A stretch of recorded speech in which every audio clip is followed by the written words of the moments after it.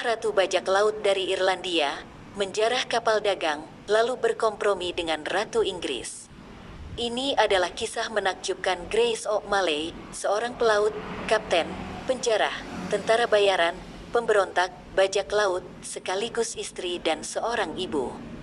Kala menikmati malam di sebuah pub di kota Dublin, Irlandia, sambil minum segelas bir hitam merek Guinness, saya berbicara dengan seorang kawan yang memberitahu saya apa yang tampaknya merupakan kisah yang luar biasa dan mustahil. Ini adalah kisah tentang seorang perempuan bajak laut dari County Mayo di pesisir barat Irlandia. Dia adalah momok di pantai barat Irlandia, layaknya Blackbeard, bajak laut Inggris yang menjadi momok di perairan Spanyol. Irlandia pada abad ke-16 adalah masa ketika pendidikan masih belum terjangkau semua orang dan para perempuan menghabiskan sebagian besar hidup mereka membesarkan anak dan mengurus rumah tangga. Akan tetapi, itu bukan kehidupan Grace O'Malley, seorang pelaut, kapten kapal, sekaligus penjarah, tentara bayaran, pemberontak, dan bajak laut. Tapi dia juga seorang istri dan ibu. Sebuah riset kecil yang saya lakukan dengan cepat menunjukkan bahwa legenda Grace O'Malley bukanlah isapan jempol semata, tapi kisah menarik yang memungkiri semua yang biasanya kita anggap remeh tentang era Elizabeth, kala para perempuan memiliki kehidupan di luar rumah mereka. Teluk berhias Drumlin. Saya ingin melihat di mana O'Malley tinggal dan mendengar lebih banyak tentang kisahnya. Saya segera meluncur ke barat Dublin dengan kereta lambat melintasi padang rumput nan subur. 90 menit dalam perjalanan, kami melintasi sungai Shannon di kota Athlone, yang terletak di jantung geografis Irlandia, Provinsi Connaught. Lanskap kemudian beralih dari ladang subur menjadi rawa gambut nan suram, namun indah. Sekitar 90 menit kemudian, saya akan tiba di kota Westport, County Mayo, menatap Teluk Clew yang sangat indah dan Samudra Atlantik di sekitarnya. Teluk ini dihiasi ratusan drumlin, pulau kecil yang terbuat dari puing-puing glasial sisa zaman es terakhir yang mulai tenggelam. Yang paling terkenal dari sebagian besar pulau tak berpenghuni adalah Dorninish, yang di kemudian hari dibeli oleh John Lennon, vokalis band legendaris Inggris, The Beatles, sebagai tempat persembunyian dari serbuan penggemar berat band itu, Beatlemania. Penginapan saya terletak hanya beberapa langkah dari Matt Molloy's, pub terkenal yang dimiliki oleh Matt Molloy, musisi folk tradisional Irlandia yang bergabung dalam band The Chieftains. Di pub ini, semua penduduk setempat tahu legenda Grace O'Malley yang disebut sebagai Gran Waile, diucapkan Gran Ya Wale dalam bahasa Gaelic. Lahan di sekitar Teluk Clew pernah dikuasai oleh keluarga O'Malley. Meski kota Westport belum ada kala itu, Grace O'Malley lahir di Pulau Clare, beberapa mil ke barat di mulut teluk, dan legendanya hidup di area itu. Menjarah kapal dagang. Kisah tentang O'Malley berhembus dengan kencang dan cepat. Tidak semua orang setuju dengan fakta tentang perempuan itu, tapi fragmen-fragmen tentang kepribadian karismatiknya, kehidupan liarnya, dan pengabaiannya terhadap adat istiadat sosial perlahan muncul. Saya diberitahu bahwa dia adalah pemimpin dari armada kecil yang terdiri dari 200 prajurit pria dan turut bertarung bersama mereka. Yang lain mengatakan dia akan menghalangi dan memalak pajak pada kapal dagang yang melewati teluk demi pelayaran yang aman. Jika kapal itu enggan membayar pajak, dia akan menjarah mereka. Saya ingin tahu lebih banyak, dan seseorang memberi saya nomor pelaut bernama Aaron O'Grady. Pria itu juga lahir di Pulau Clare dan merupakan pakar tentang O'Malley. Dia adalah orang yang Anda cari, adalah anggapan umum jika Anda ingin mencari tahu lebih banyak tentang bajak laut perempuan itu. O'Grady menjalankan bisnis memancing dan menyelam di perairan barat Irlandia dan akan berlayar dari pantai di Kerry keesokan harinya. Saya mengatur janji untuk bertemu dengannya di dermaga saat fajar.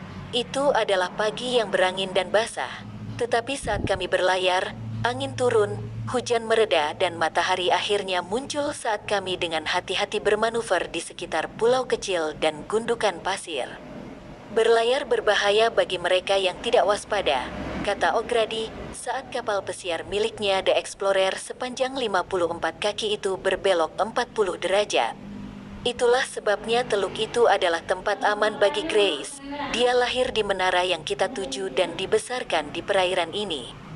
Sambil menunjuk ke utara di seberang teluk, dia menambahkan, jika Anda meliuk-liuk di antara selusin drumlin dan menghindari gundukan pasir serta gelombang pasang surut, Anda akan sampai ke Kastil Kerikahole, tempat persembunyian Ok Malay yang sulit dijangkau oleh musuh-musuhnya. Dia adalah orang yang sukar ditemukan, dan memiliki kastil persembunyian lain di Pulau Akil dan Danau Korib di dekat Galway. Keluarga Ok Malay adalah penguasa turun-temurun dari Pantai Mayo, dan lebih dari 500 tahun kemudian, rumah menara tempat dia dilahirkan masih merupakan bangunan tertinggi di Pulau Clare. Gerbang ke monumen bersejarah itu terbuka lebar ketika saya tiba, jadi saya masuk ke bangunan yang tampak seperti rumah yang suram, tapi mungkin dianggap mewah ketika Ok Malay lahir pada 1530. Lantai atas telah runtuh, menjadikan rumah itu tampak seperti cangkang berongga. Ada kehadiran yang menghantui di kain kunonya. Bandel sejak kecil. Ketika kecil, Ok Malay mungkin belajar menguasai curah, perahu dayung kecil, yang biasa dipelajari anak-anak untuk mendayung di Teluk B. Saya diberitahu bahwa dia selalu bandel. Ketika usianya beranjak remaja, ia tidak diberi izin oleh ayahnya untuk ikut dalam ekspedisi pelayaran. Dia lantas memotong rambutnya, berpakaian layaknya remaja laki-laki dan menyelinap di kapal ayahnya. Ok Malay kemudian menikah dengan tokoh setempat, Donald O'Flaherty ketika usianya masih 15 tahun. Dia melahirkan 3 anak. Setelah kematian dini suaminya, dia menjadi pemimpin para pengikut suaminya, yang memiliki kapal dan pelaut untuk berdagang di pantai barat. Dia membawa mereka ke rumah leluhurnya di Pulau Clare. Di pulau itu, dia mulai mengarungi lautan, berdagang ikan, bulu dan kulit, merampok Inggris ketika perdagangan sedang sepi. Galway yang lokasinya dekat dengan pulau itu adalah kota perdagangan utama, dan kapal-kapal dari Inggris dan Skotlandia harus melewati Cleu dalam perjalanan. Dari sinilah, legenda Granuali, Ratu Bajak Laut Konek, berasal. Dimakamkan di Biara, saya berjalan ke barat melintasi pulau kecil seluas 15 mil persegi yang terdiri dari perbukitan, rawa dan petak-petak hutan, menuju Biara Cistercian pada abad ke-12. Disitulah Ok Malay dimakamkan pada 1603. Biara itu jauh lebih besar pada masa kejayaannya, tapi satu-satunya bangunan yang tersisa kini adalah seukuran gereja desa biasa.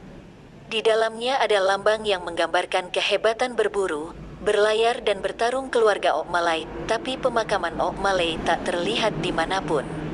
Konon katanya, perempuan itu mungkin dimakamkan di balik lambang itu, tapi sayangnya tidak ada yang tahu pasti. Bangunan tersebut bernuansa gudang abad pertengahan, batu kasar, balok besar dan lantai dari kerikil, tapi di dalamnya ditemukan sejumlah lukisan dinding di tembok dan langit-langit yang luar biasa, kendati kondisinya rusak parah. Lukisan itu menghiasi seluruh langit-langit dalam kaleidoskop figur manusia dan hewan yang berwarna-warni termasuk naga, ayam jantan, rusa jantan, harpa, burung, dan pohon. Lukisan yang memudar itu tampak jauh, seperti mengintip melalui selubung ke masa lalu. Kembali ke daratan, saya berjalan ke Kastil Kerikahole di Rockleat, sebuah jalan masuk di sisi utara Teluk Cleu yang tadi sempat ditunjukkan O'Grady pada saya. Setelah menikah dengan suami keduanya, Richard Bourke pada 1566, kastil ini menjadi tempat tinggal utama Ok Malay.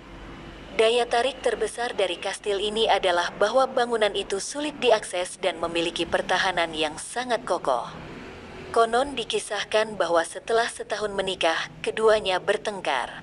Ok Malay lalu menerapkan hukum Celtic kuno dengan meletakkan barang milik suaminya di luar kastil, dan menyapa dengan lantang dari benteng ketika ia kembali ke rumah, Richard Bourke, "Aku mengusirmu."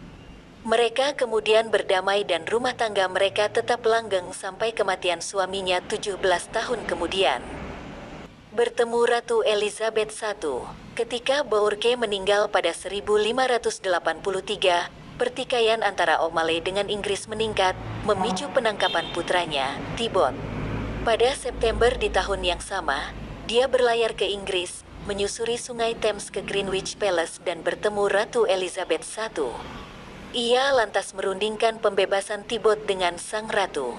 Kesepakatannya, Ratu membebaskan putranya dan mengampuni O'Malley asal Ratu Bajak Laut itu setuju untuk melawan musuh-musuh Ratu. Dalam pertempuran pada 1603 di Kinsale, Thibaut dan tetua dari Mayo lainnya membantu pasukan Inggris mengalahkan Spanyol dan sekutu pemberontak Irlandia.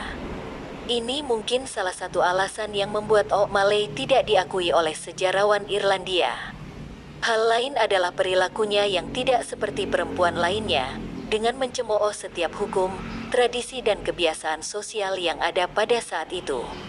Karena kisah O'Malley tak banyak diceritakan dalam sejarah resmi Irlandia, sangat sedikit informasi tertulis yang ada tentangnya. Sejarawan Irlandia biasanya biarawan religius dan sebagai seorang perempuan, dia diabaikan. Tapi selalu ada sejarah alternatif dan legenda tentangnya tersebar luas di Mayo. Pesan moralnya, jangan pernah melewatkan kesempatan untuk menikmati satu gelas bir Guinness dan obrolan di pub. Anda tidak akan pernah menyangka apa mungkin Anda pelajari. Kisah ini dikutip dari versi bahasa Inggris dari artikel ini, The Pirate Queen of County Mayo, di laman BBC Travel.